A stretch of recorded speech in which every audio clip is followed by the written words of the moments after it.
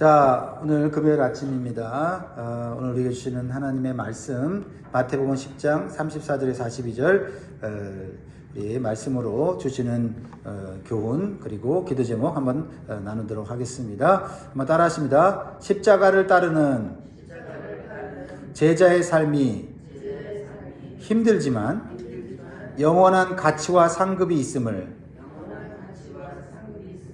믿게 하소서. 아멘. 사랑하는 성도 여러분, 빛이 오면 어둠이 물러갑니다.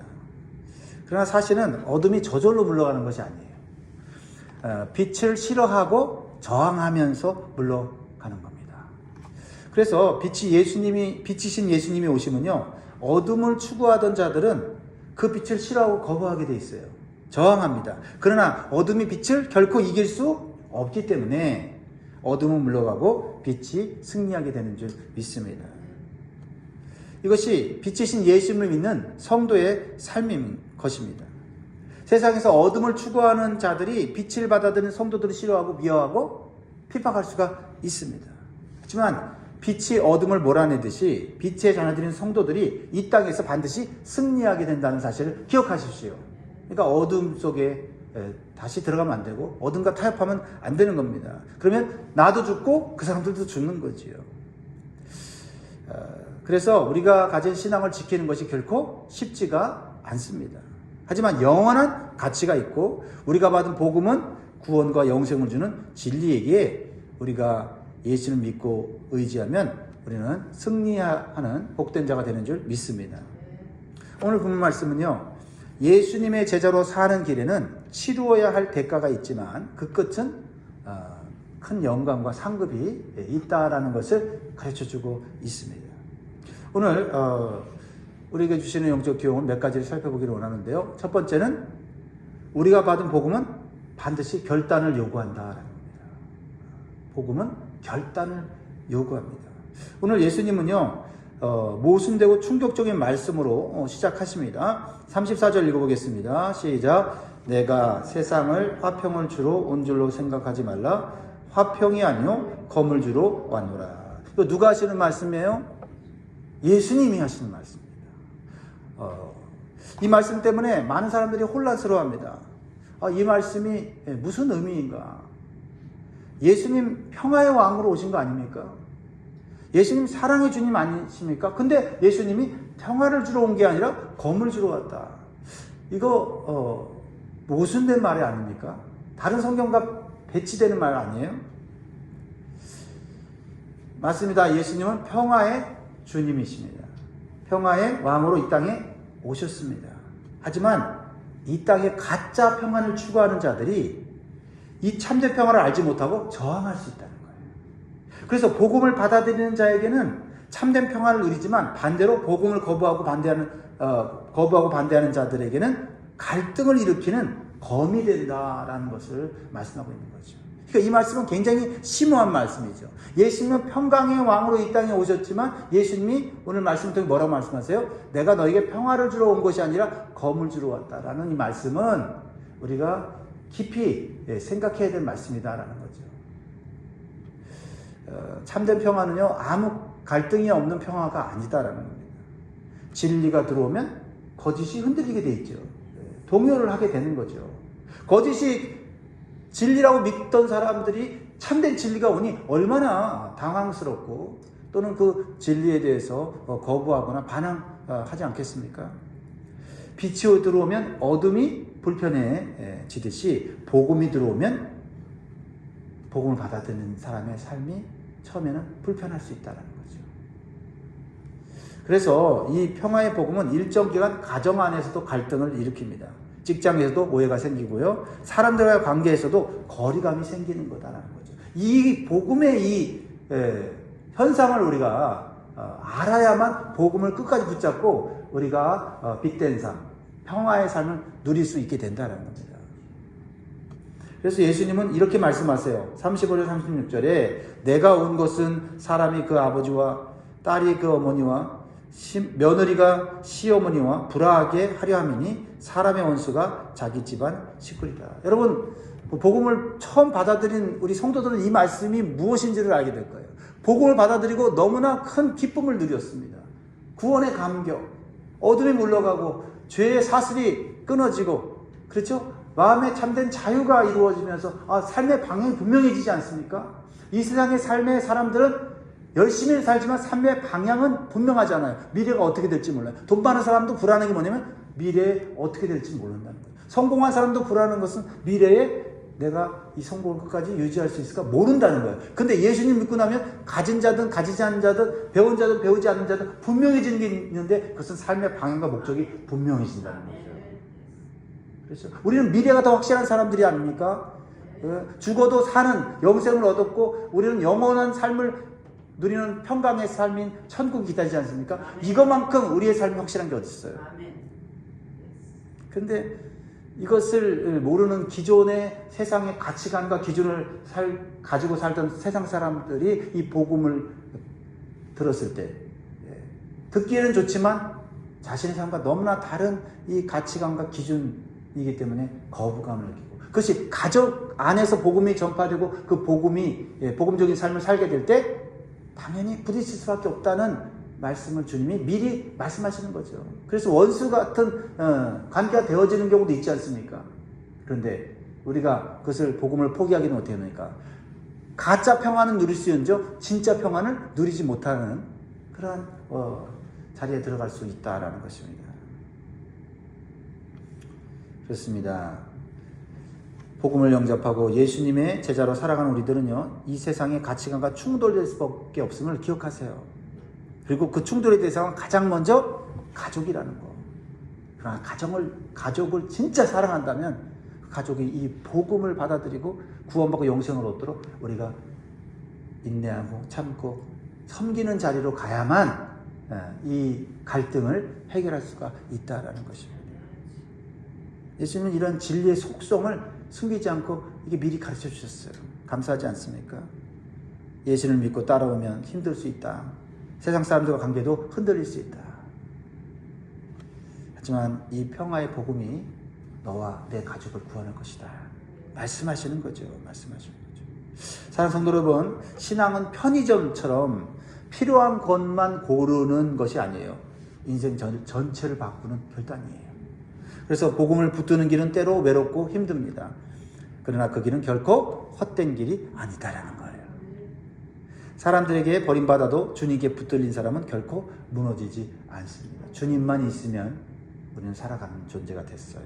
세상이 등을 돌려도 하나님은 결코 등을 돌리지 않습니다.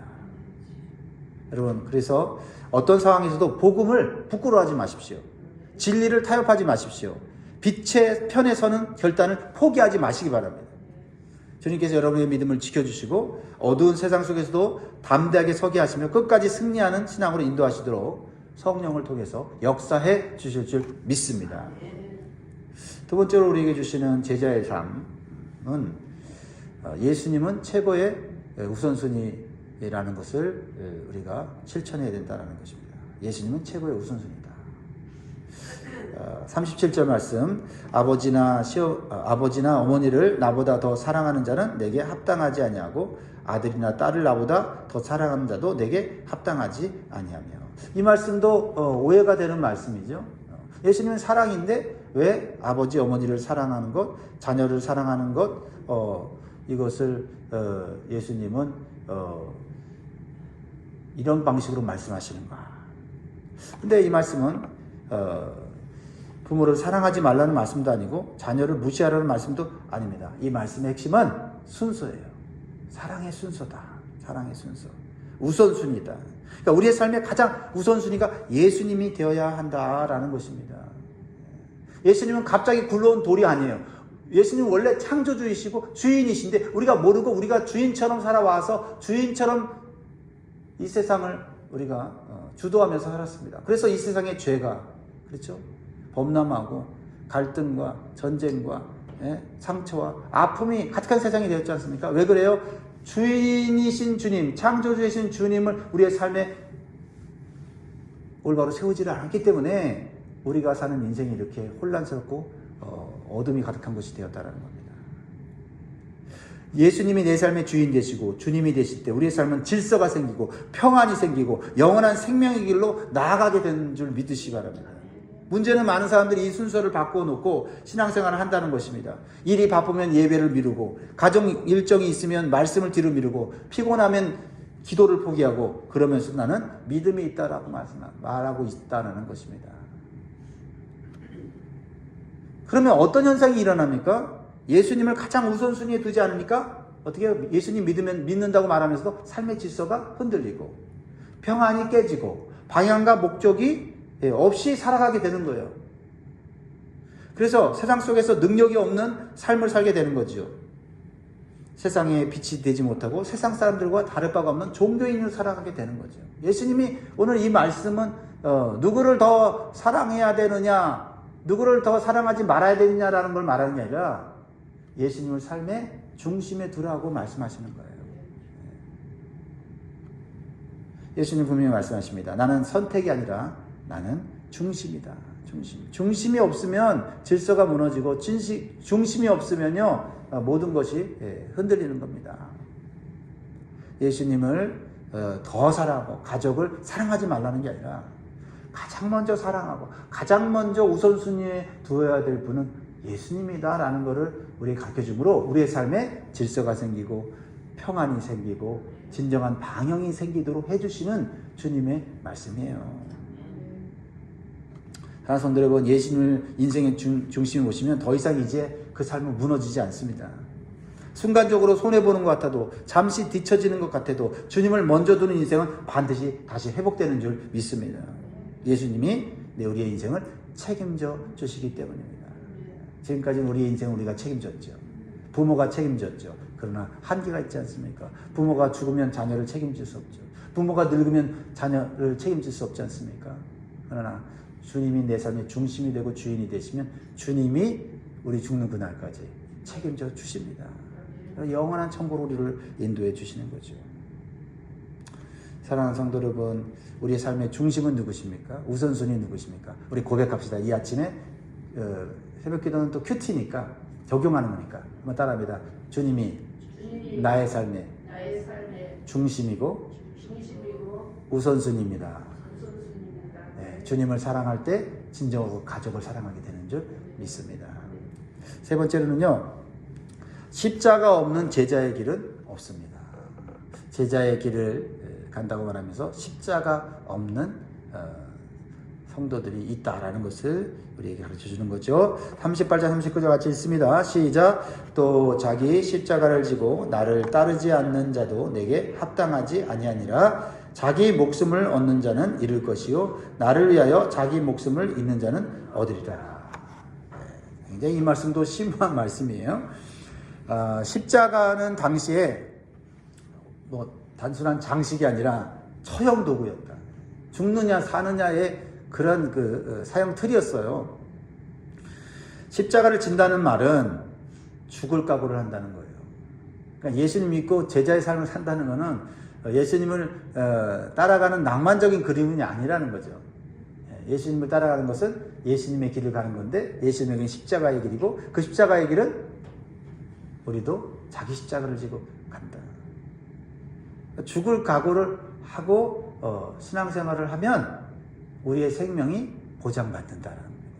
생명을 잃을까봐 그 생명을 붙잡고 살아가면 생명을 잃게 되지만, 그 생명을 주님께 맡기고 가면 그 생명을 주님께서 책임져 주시고 우리에게 영생을 주신다는 말씀인지 믿습니다. 그러니까 이 십자가를 진다는 말은 오늘날 말하면 이런 거예요. 주님 뜻이면 내 뜻을 포기하겠습니다. 주님 말씀에 순종함으로 손해봐도 순종하겠습니다. 주님 말씀을 따를 때 불편해도 참고 따르겠습니다. 이 말이에요. 그래서 예수님은 십자가의 역설을 말씀하는 거죠. 붙잡으면 잃고 놓으면 얻는다. 그렇죠? 다시 39절을 보면 자기 목숨을 얻는 자는 잃을 것이요 나를 위하여 자기 목숨을 잃는 자는 얻으리라. 그러니까 뭐가 제일 중요해요? 주님이 중요하죠. 누구를 위해서 목숨을 바치냐가 중요하다 이 말이에요. 세상 사람들도 돈을 위해서 목숨을 바치지 않습니까? 그렇죠? 어떤 명예를 위해서 목숨을 바치잖아요. 근데 그 돈과 명예가 내 생명을 지켜주지 못해요.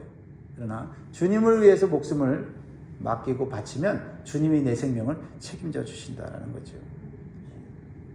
그러니까 결코 주님의 십자가를 따라가는 것이 쉬운 일은 아니지만 그 길은 우리의 생명을 지키는 길임을 기억해야 될 줄 믿습니다.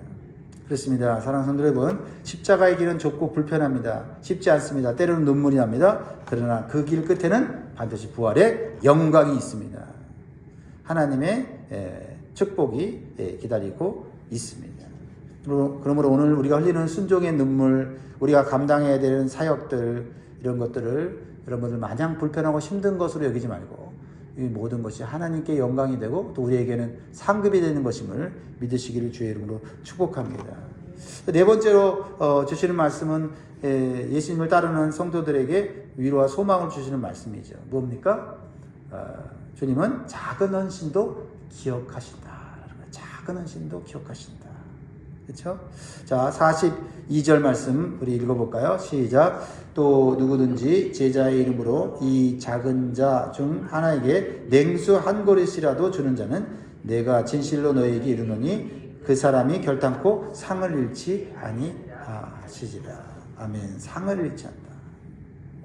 냉수 한 그릇이라도 대접하는 자에게 주님은 상을 주신다는 겁니다. 그러니까 예수님은 대단한 사역을 말씀하지 않는 거예요. 물 한 컵의 섬김, 작은 친절, 조용한 섬김, 아무도 모르는 중보기도, 이거 다 하나님께서 기억하시는 귀한 사역이다라는 거예요. 십자가를 진다고 하니까 순교하자, 죽으러 가자. 아무나 죽는 거 아니에요. 아무나 순교하는 거 아니에요. 그것도 특별한 사명이 있어야 십자가를 지고 바울처럼 죽는 겁니다. 그러나 우리에게 요구하시는 십자가는 작은 헌신부터 시작돼요. 냉수 한 그릇, 따뜻한 말 한마디요. 누구의 이름으로? 주님의 이름으로. 내가 영광 받기 위해서, 칭찬받기 아니라 주님의 이름으로 주님의 영광을 돌리기 위해서 하는 거죠. 이게 이제 달라져야 한다라는 겁니다. 내가 섬기고는 칭찬받지 못해서 섭섭해하는 거는 내가 내 이름으로 하는 거예요. 근데 주님의 이름으로 섬기면 주님이 영광 받으시는 거죠. 이 자세가 제자의 삶이다라는 겁니다. 우리는 종종 이렇게 생각합니다. 내가 하는 건 너무 작아. 별 영향력이 없어. 눈에 안 띄어. 이제는 나는 별 볼 일 없어. 내가 할 수 있는 일은 없어. 그러나 예수님은 말씀하세요. 나는 다 보고 있다. 나는 다 기억하고 있다. 하나도 잊지 않는다 라고 말씀하세요. 오히려 이제는 우리는요, 남들의 눈에 보이지 않는 작은 일들을 우리는 묵묵히 주님을 바라보며 할 수 있는 믿음이 생겼습니다. 왜? 주님이 보고 계시고, 주님이 기억하시고, 또한 주님이 그것을 기뻐하신다는 것을 우리는 잘 알고 있습니다. 그러므로 하나님 나라의 관점에서 주님을 위해 하는 그 어떤 작은 것도 사라지지 않고 기록된다는 사실을 여러분 기억하시기 바랍니다. 모든 눈물, 모든 헌신, 모든 인내가 다 천국의 행위록에 기록되는 줄 믿습니다. 그러므로 오늘 질문해야죠. 나는 작은 일에 충성하는가? 아니면 눈에 띄는 일에만 충성하려고 하는가 생각해 봐야 합니다. 자, 성도 여러분, 새벽에 교회와 가정과 자녀들을 위해 흘린 눈물의 기도, 아무도 모르게 드린 물질의 헌신, 조용히 감당한 허드렛 일 같은 봉사, 이 모든 것이 하나님 앞에 올라가는 줄 믿습니다. 그러므로 낙심하지 마시기 바랍니다. 작다고 멈추지 마시기 바랍니다. 별 볼 일 없다고 포기하지 마시기 바랍니다. 할 수 있는 만큼 하시기 바래요. 주님을 기억하면서, 생각하면서, 또 주님이 나를 위해 흘리신 그 보혈의 피를 생각하면서, 십자가의 고통을 우리가 기억하면서 감사하는 마음으로 섬겨야 될 줄 믿습니다. 말씀 읽겠습니다. 사랑하는 성도 여러분, 예수님을 믿고 따르는 제자의 길은 결코 쉽지는 않습니다. 결단이 필요합니다. 우선순위가 바뀌어야 됩니다. 십자가를 져야 합니다. 때로는 외롭습니다. 그러나 예수님은 약속하십니다. 결코 상을 잃지 아니하리라. 세상은 보상을 못 줘도, 사람은 몰라줘도 하나님은 반드시 갚으실 수 있는 능력의, 사랑의, 자비의 하나님이신 줄 믿습니다. 오늘 우리가 선택할 것은 이것입니다. 편안한 신앙인가 아니면 예수님이 원하시는 제자의 길인가 라는 것입니다. 사랑하는 성도 여러분, 제자의 길을 두려워하지 마시기 바랍니다. 그 길 끝에는 영원한 생명과 영광이 있습니다. 그러므로 오늘도 주님을 최우선으로 붙잡고 자기 십자가를 지고 묵묵히 걸어가는 저와 여러분 되기를 주의 이름으로 축원드립니다. 기도하겠습니다.